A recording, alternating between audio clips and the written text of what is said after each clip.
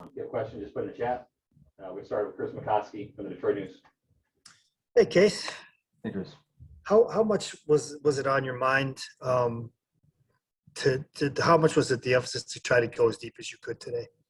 Yeah, definitely coming into today, I knew that's something that was really important, for our team. So that's something I definitely was thinking about. I was trying to be efficient, trying to get weak contact, trying to, go as deep into the game as I could. So our bullpen, has kind of been wearing it for us, and I definitely wanted them to not have to work too hard tonight. So it definitely was on my mind. I mean, it's not. Is it pitch to contact mentality? Because that doesn't. I mean, is that more like what you're doing, or just trying to get early strikes, get ahead, until you get the quick weak contact? Yeah, I mean, I'm always trying to induce weak contact. I mean, I think pitching to contact is, kind of what I try to do. I think that allows pitchers to go deep in the game. So Yeah. pitching in like the broken bat double play ball we had in the first inning, just contact like that is what I'm looking for.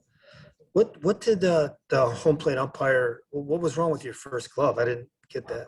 Yeah, he said the color, the gray color was too light, which, I thought it was pretty shitty, pretty shitty thing to do, honestly, because I assume everyone thinks that I was using sticky stuff now, so, which I was not.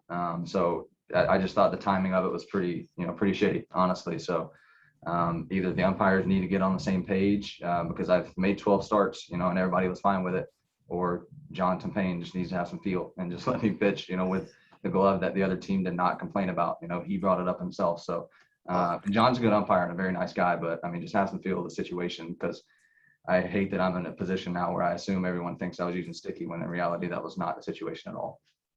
And that's the glove you used for your previous 12 starts? Yep, and last year, every start. Wow. Yeah, it's just it's a charcoal, like dark gray, but the sun has faded it a little bit, I guess. So I don't know, but he was the only one that has had an issue with it so far. So did you have to kind of do some mental games to kind of like shove that into a box and just go out and pitch then? Yeah, I mean, I was pissed off. Once we just got me a new glove, and I kind of drained it after that.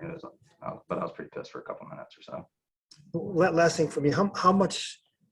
I mean, how was it? Was it a grind for you through some parts of this game? I know that toward the end it looked like you locked in, but like the third inning, maybe did command get away from you a little bit?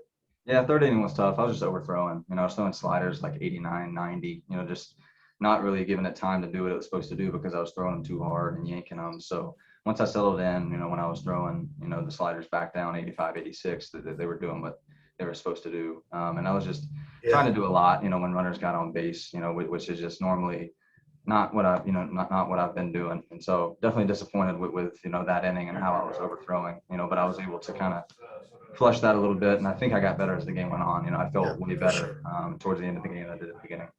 Sure. Thanks, Casey. Thanks, Chris. Jason Beck. Yeah, hey, Casey, you kind of referenced it, with the timing this glove thing. Is there kind of a frustration level that, basically anytime an ump wants to check on something, that there's going to be like initial suspicion or question about what the motives are? No, I mean, going forward, that's just going to be part of, what's going to happen. I think starting Monday, they're going to start checking it. So it's not going to be too suspicious then.